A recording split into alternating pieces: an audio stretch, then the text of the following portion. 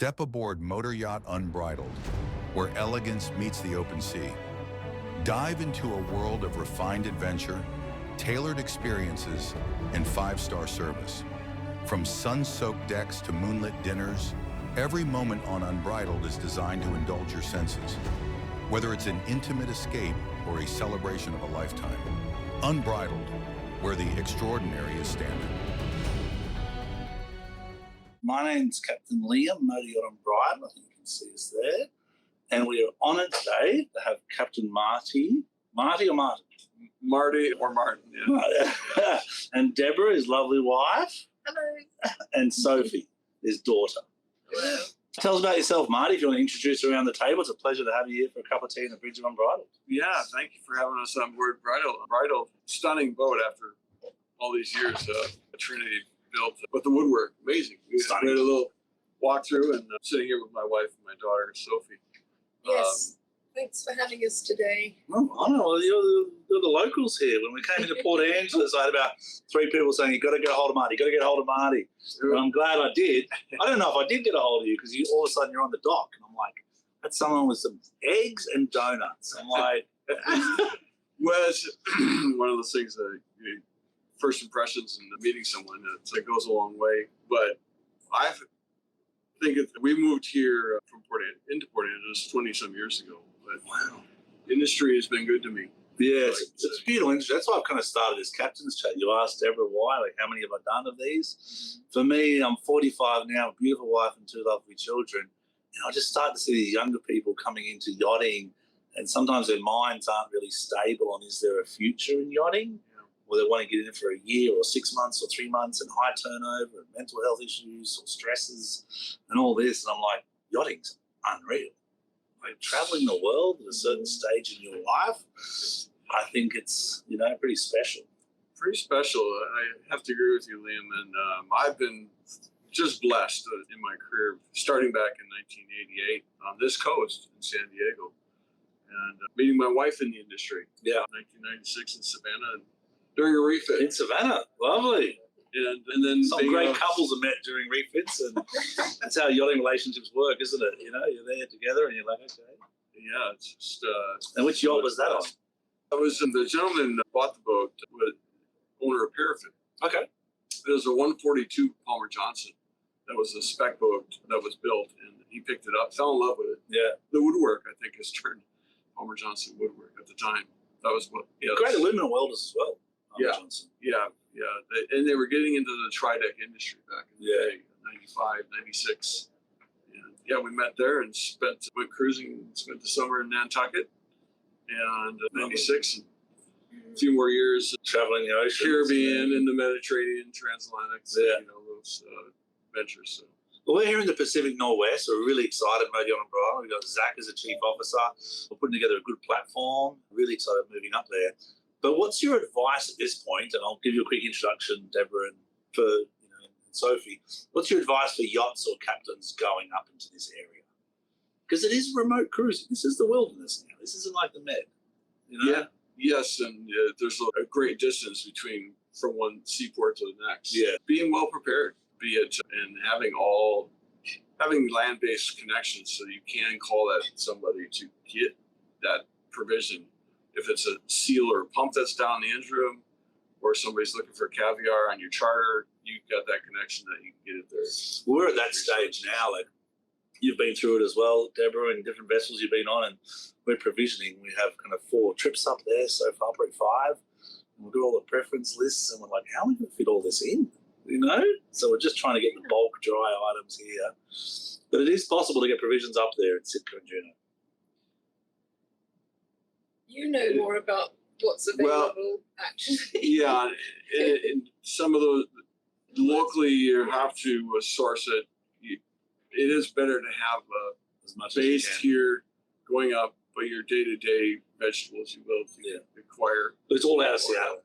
Yeah. Seattle's the hub for the Pacific Northwest. It really ends up being that way.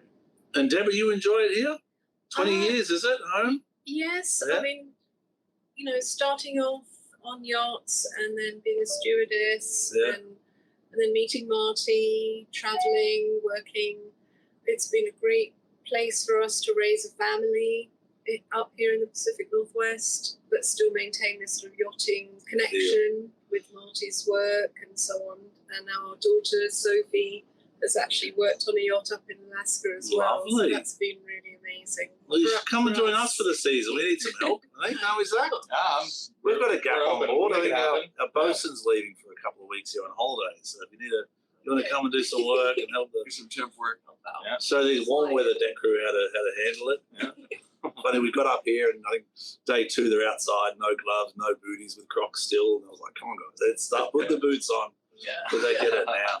Use the extra tough. And Sophie, what's your favourite area of Alaska, the Pacific Northwest? I love Port Angeles. I don't think I really appreciated it until I left. I went to college. Okay. Left, worked on yachts for a little bit, and then I kind of came back, and I love it here. I really appreciate growing up here. Yeah. And Alaska is gorgeous. My favorite place is Baranof Island. Okay. Up there, just amazing coves and a lot of stuff that you can see. Yeah, it's a special cruising ground. But the Pacific Northwest is kind of Alaska down to here, would you say? Or is it more, because obviously we're including, British Columbia and places like that as well. So when people say Pacific Northwest, is it mainly just the northwest of San Juan Island, Seattle, or is it into Alaska?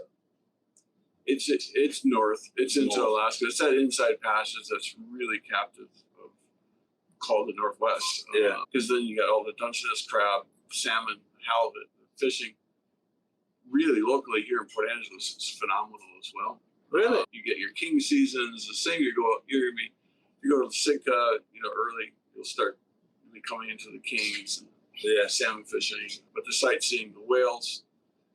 I think we do like it here in Port Angeles. We can go. You get the whales here, do you? We get the whales here. I've had orcas. The Strait of Juan de Fuca. Strait D1. Right into here. This is 2 months ago, right here in the harbor. I had an orca. Wow. I'll share a video with you. Yeah, I had an orca right here in the harbor. But then the humpbacks on the coastline, there's, some of the natives, there's an actual ceremony bringing the whales into the bay and they roll within the harbor. So, Yeah, like we a get whale humpbacks, claw. right? Oh, okay. Whale clawing, so. Well, we're hoping to see the bubble net feeding this season. That's what I'm hoping to get involved in and see it, which is kind of the southeast of Baranof Island down there. Right. Have you been to Port Alexander? I think it's on the very south of Baranof. Sounds familiar. It's very south tip. There's not much there, but my years of cruising, I like picking these real remote places for some reason. So I love that expedition style where you bring guests. They don't really see yachts. The guests seem to really enjoy that. And they've got some great stories in these little ports. And you've been to Alaska yourself, I think. I've done Alaska 3 or 4 seasons, 3 different yachts, but not so much inside passage. I've done it twice. I've done the Northwest Passage across the United States, or from Boston all the way to Seattle. So that was special. I was 156th captain to do that. I was telling Zach about it. Captain Zach. It was on a 103-foot Dutch build, steel hull aluminum superstructure. Right. And that was one of the scariest moments of my career. You got to get through the pack ice. I was going to say, where you're getting to the ice. Getting through the ice, the noise is horrific. Right. It's just grinding on the hull, and you're like, oh, Cap, that's not a good feel. We're a long way from, warm water here, but you got to push your way through. And we're going ahead 1 knot, and to the starboard side 3 knots, because the whole pack ice moves. Wow. When the wind picks up, it moves faster, and you got to get out of it before it banks you up against the bay. Jeez, I never experienced that. So, but we're going to be seeing icebergs, correct? You'll see icebergs. It's something to watch for. Yeah. I don't want to be the next Titanic. No. Yeah, it is an eerie feeling. I've been up to icebergs or even just large floating chunks of ice that are, you hit the hull, you just kind of slowly creep along. It's like, wow. Yeah. I can't imagine being packed in ice. Yeah, no, it was a special moment. We got through it. But then I also did Kodiak, the Aleutian chain. I've done 3 times now on different platforms. So I've been blessed in my career to really go remote. And I still, even to this day, going past here, all the crew, like, you've got to stop at Port Angeles, Cap. You've got to stop. I'm like, a lot of people there, Can we keep going? But it's been one of the best stops we've had, I think, for the efficiency of the team. Here at Westport and Platypus and yourself in the Port of Angeles, everyone's reached out above and beyond. What we're accomplishing in 2 days is phenomenal, Marty. Well, you're great, of course. We're getting upholstery made, we're getting main engines, valve lashes done, we're getting welding works done, and the boys got their wet weather gear there Yeah, got all our pallies, good to go. And where is that, Zach? You ended up at one place to shop? Oh, Swain's. If they don't sell it at Swain's, you don't need it for Alaska. That's it. I'm going to get some fishing, some crab pots and all the rest of it. Yeah, fantastic. So- So it's a great stop, Port Angeles. It's kind of it is a stopping point. Going north or coming back through, hopefully we'll see you back on the way Yeah, back for through. sure. For sure. Well, we're leaving a lot of our summer gear here, our dive equipment. All the deck crew are giving away all our marlin lures and are going to put them in storage for a couple of months and getting gumboots and rain jackets in this place. So we're ready for it. Have you got any other advice for kind of a captain going up there with its crew, either from a chief stew perspective? Provisions is the key, correct? I'm going to deflect to you for the chief stew stuff as well, because you've been to Alaska before and you know what you might be missing and what you might need from What here. Well, that's something Deborah's and Sophie's been to Alaska. I've been a few times myself, and Deborah. I haven't been yet, Deborah's so not been that's to a very- Alaska, so it's one on Here's- our list. Oh, really? Oh, there you go. Here's a Port Angeles person who's lived here 20 years and haven't been yet, but I keep hearing wonderful things. Well, maybe this summer, you never know. It's not You're far. out there. So the flights are straight from Seattle to Sitka or to Juneau or to Ketchikan. That's the path, is it? Yeah, a lot of it, I think, goes through Anchorage itself, and then there's smaller flights up. I'm not sure. The direct, I know you do Sitka and Ketchikan. Okay, that's the most common Yeah. one. I flew But, Juneau to Seattle You flew Juneau as to well? come back. Okay. Hey, it's pretty efficient. You have a connection for who to contact for provisioning too. There's a few Yeah, Monique, we businesses talked that, about. Yeah, there's a can help with. few different organizations that help on the provisioning side and sorts. What's interesting now, though, in yachting, Marty, a lot of these charter brokers and clients, they're really specific. They don't want things flown in. You'd be very surprised. So we've got a lot of people we're working with that are just saying, we don't want to fly anything in. Here's our preferences. Get it. If you can't get it, don't worry. Gotcha. We're doing things like carbon footprint on board now. We've just had to, every time we bunker fuel, we pay a tax or a small percentage of tax, which goes to developing countries to develop more energy efficiency plans. Yeah. So the yachting sector is really trying to push it a little bit. And I think that's fabulous. Port Angeles again here. We got Costco, Super Value. There's a local health food store here. So from all those roles at sea, what have you found now? You've moved into Port Angeles into an office role, correct? But you still get out and about to see every yacht coming in, I see. Yeah, I try to. Just, again, years of connections and contacts, and everybody's grown up onto the bigger boats. I first started going up the coast on a 72-foot boat. Yeah. Which, interesting enough, just to go back, 1988, that 72-foot boat. It's a big boat. The missus, when she had it built, they called it the QE2. She thought it was so big. Lovely. Here we sit on this 50-meter plus, and it's like, that's where the industry's gone. And I saw a lot of my mates in those eras are now running these larger vessels of sorts. Understood. So you've seen the career progression of a lot of people on the West Coast and East Coast as well. That's what I do like about yachting. I think providing even Zach has just been approved as captain on Motor Yacht Unbridled, which is a big thing insurance-wise. Big deal for me. Big deal for me. Congratulations. Thank you very much. Thank you very much. I'm worried about my job now. So if you hear about some captain out floating in the ocean, See you later. Captain Zach. But this is one of my best friends on Scorpio, Baron Hitt, the captain over there. And we started kind of 18, 19 years ago on Triton, the Delta that was built up here. So there's a big industry in Seattle and Port Angeles for building yachts. Yes, there's been a lot of boats, 13 of them built right here at Westport, 50 meters, and a lot of service refit with platypus. And a lot of these projects can, as you're learning, can be done in water. We don't have the haul-out facility, 550 ton at Westport. Yeah, I looked at the beam. I think it's close. They're pretty close. I think it's about 36, right, 38 maybe. But you still got to get the pads in there to I looked at it this morning, I think, with Greg. I think it was a platypus. Yeah. And we're just, he's how wide are you on? How wide is it? It's like a stalemate going. How many inches are we playing with here? So, and I'll just throw it out there as a Port of PA, as I'm working with the Port Authority now. We have 18 and a half acres. We're developing there for marine trades. Oh, wow. So the marine trades are here to stay in Port Angeles. Yeah, good. And as you come to find out, there's a lot of resources. Yeah. Well, the history of Port Angeles, as we came in, the pilots were really friendly and telling us about the logging that went on here initially. And that was the birthplace of Port Angeles, was it? The logging? Yeah, the logging. You probably would have had a hard time getting in the harbor back in the day when there's stacks of logs throughout the harbor.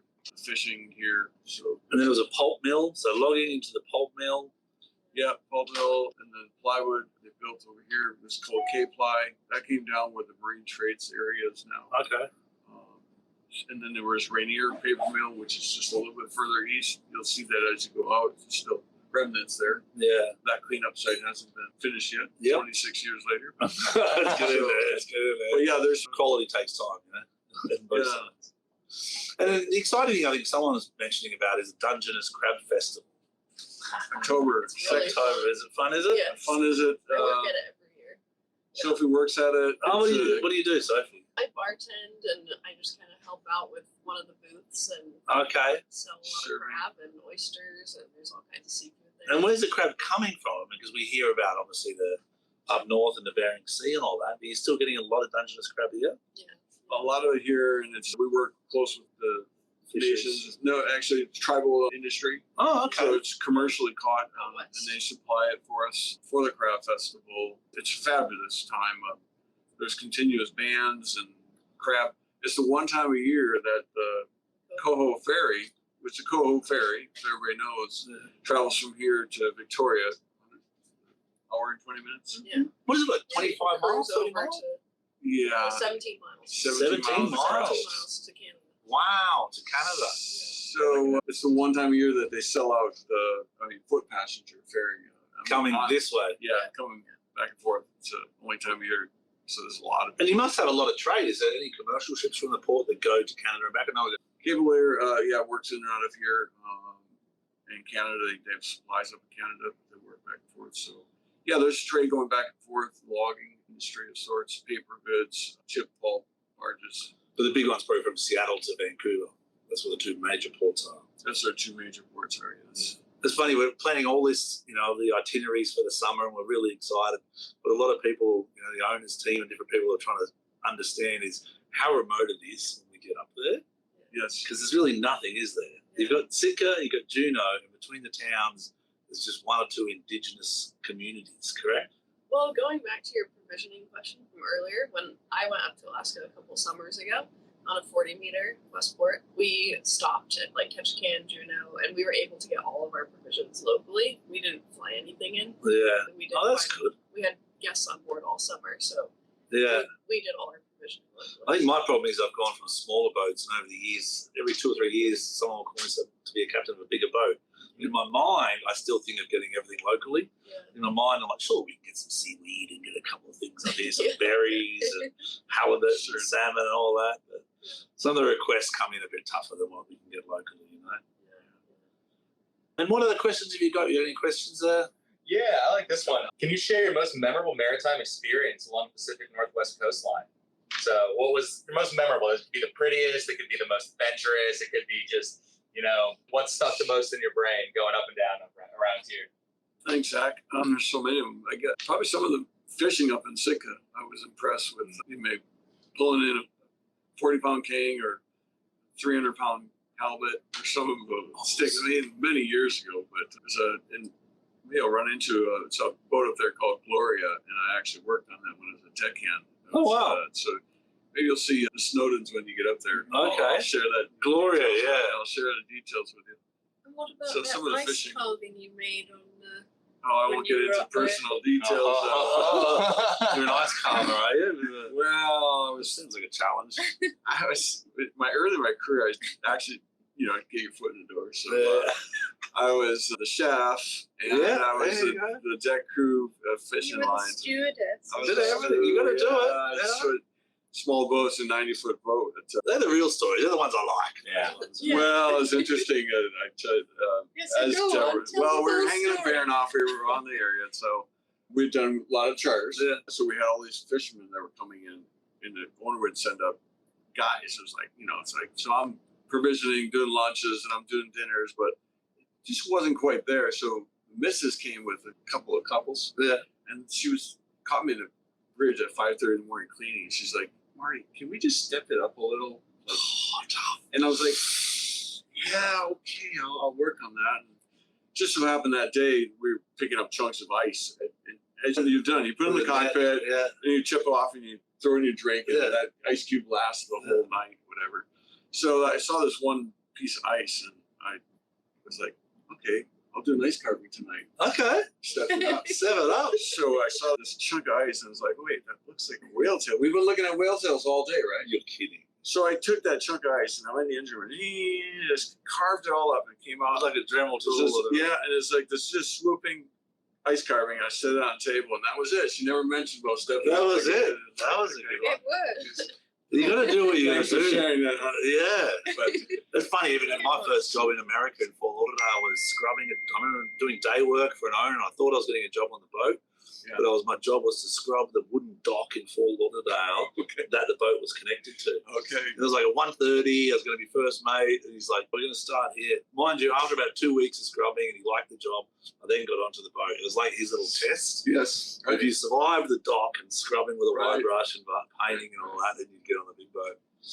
But yeah, I think that's the thing about yachting. There's so many different stories that are around that bring us to such a beautiful industry. Yes. I think what you've done for the industry is phenomenal, from building boats, Yeah. that's got to be challenging, doesn't it? It's So West Coast, like designing the crew cabins you said on the 50 meter, and then the 107.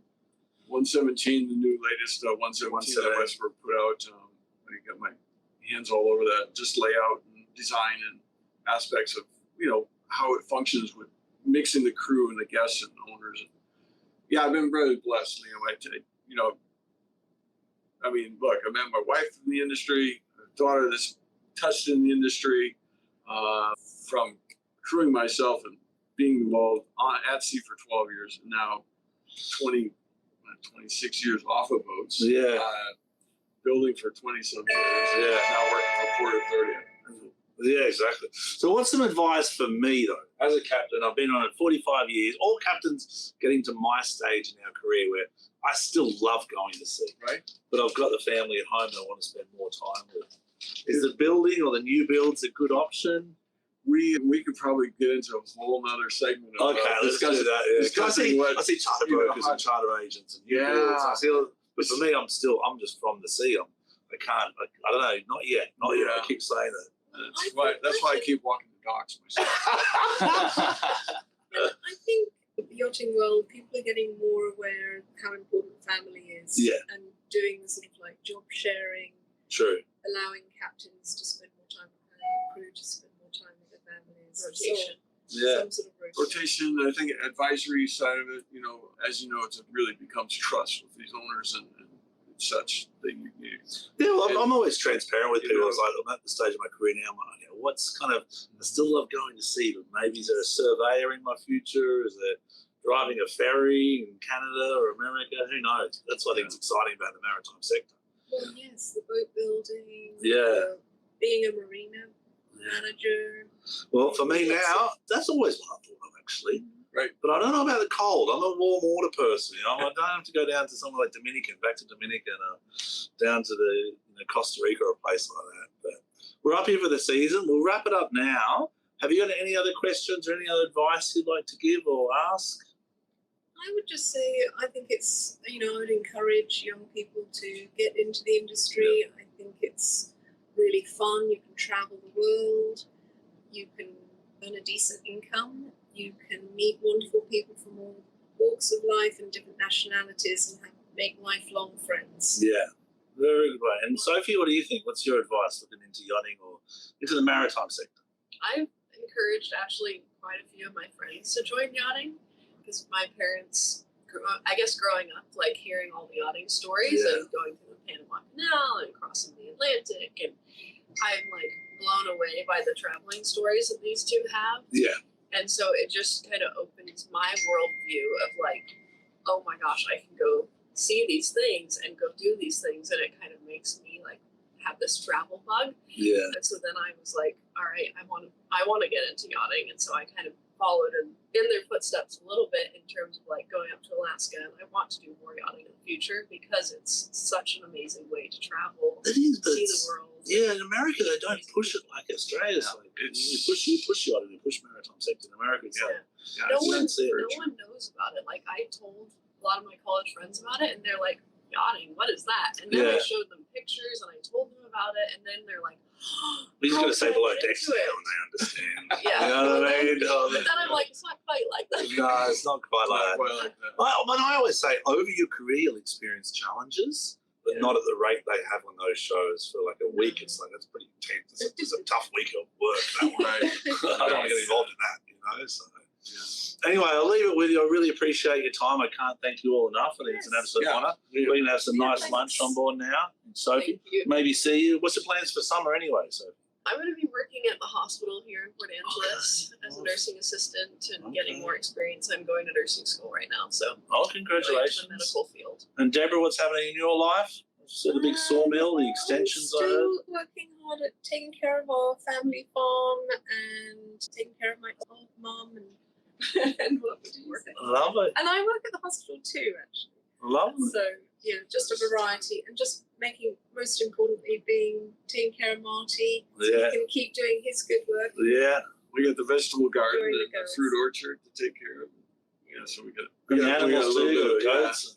yeah, we got a little Yeah. piece of property just up the foothills of the Olympics here. And Oh, stunning. Yeah, I saw the pictures yesterday. I mean, all I can say is you're a legend, honestly. Marty, meeting you is a pleasure, and your story of how you've got such a well-rounded career. I think people should be looking at that. And that's something, speaking to Captain Zach, going, look at this. This is the evolution you can have within this yachting industry, you know? Anyway, folks, 191 Trinity Unbridled, available for the summer. Give us a shout. Any questions, let us know. You can get a hold of Marty. His email's in there as well. Speak to myself or those Instagram and YouTube things. You can message me on there if you need. Be safe. Be blessed.